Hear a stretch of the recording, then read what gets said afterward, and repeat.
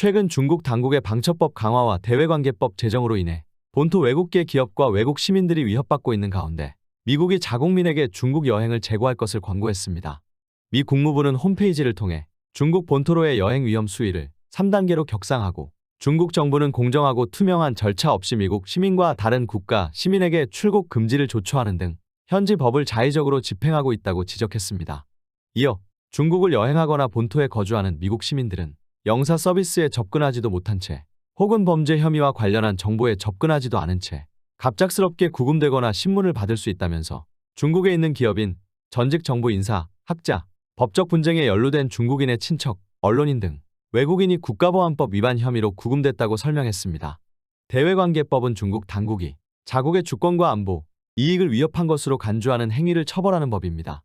이에 따라 중국 당국은 현지에서 활동하는 전문 서비스 실사 외국계 기업에 대한 조사를 강화하고 있습니다.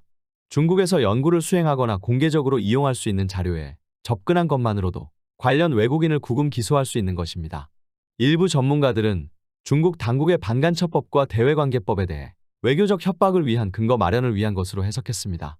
미국의 대중강경책으로 궁지에 몰린 중국이 외교 협상 영향력을 확보하기 위해 자국법을 악용하고 있다는 설명입니다. 약물에 대한 주의도 강조됐습니다. 자국에선 합법적인 약물이어도 중국 당국의 약물 검사에서 양성 반응이 나오면 즉각적인 구금, 벌금, 추방 등의 처벌을 받을 수 있어서입니다. 이 밖에도 본토에서 대규모 집회나 시위 장소에 가거나 시위대나 중국 공안의 사진을 찍는 행위도 처벌 대상이 될 수 있습니다. 특히 신장 위구르나 티베트 자치구에서는 당국의 감시와 경비가 삼엄해 각별한 주의가 요구되는 것으로 알려졌습니다.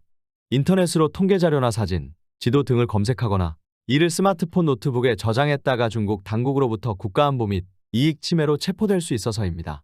한편 미 국무부는 중국 본토와 더불어 중국의 특별행정구인 홍콩과 마카오 여행도 주의를 당부했습니다.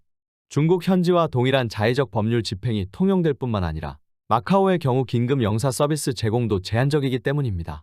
주중 한국 대사관은 홈페이지 영사소식란에 올린 반간첩법 개정안 시행 대비 안전 공지를 통해 중국에서 특히 다음과 같은 행위를 했다가 방첩법 위반으로 처벌받을 수 있다고 경고했습니다. 이 중에서 가장 주목되는 것은 인터넷을 통한 자료 수집에 관한 항목입니다. 한국 등 일반적인 국가에서는 아무런 문제가 되지 않는 검색이 공산주의 중국에서는 안보기관에 의해 안보 및 이익 침해 행위로 판단될 수 있다는 점입니다. 중국 당국의 최근 방첩법 강화와 대외관계법 제정은 국제사회에서 많은 우려와 비판을 일으키고 있습니다. 이러한 조치들은 중국 본토에서 외국계 기업과 외국 시민들에게 위협을 가하고 개인의 자유를 억압하는 것으로 비난받고 있습니다. 이러한 중국의 행위는 국제사회에 큰 우려를 안겨줍니다. 개인의 자유와 권리는 모든 국가에서 보장되어야 하며 중국 역시 이를 존중하고 보호해야 합니다. 현재의 조치들은 중국이 국제사회와의 협력과 신뢰를 증진시키는 대신 견해의 다양성과 개인의 자유를 억압하는 결과를 초래할 수 있습니다. 국제사회는 중국 당국의 이러한 행위에 대해 강력하게 비판하고 인권과 자유를 보장하는 법적 체계를 존중하도록 압력을 가해야 합니다. 더 이상의 자유의 억압과 인권 침해를 허용하지 말고 중국 당국의 강화된 방첩법과 대외관계법에 대해 국제사회가 통일된 목소리로 비판해야 할 시점에 왔습니다. 개인의 자유와 인권은 절대적이고 무시할 수 없는 가치이며 이를 존중하고 보호하는 것은 우리의 공동적인 의무입니다.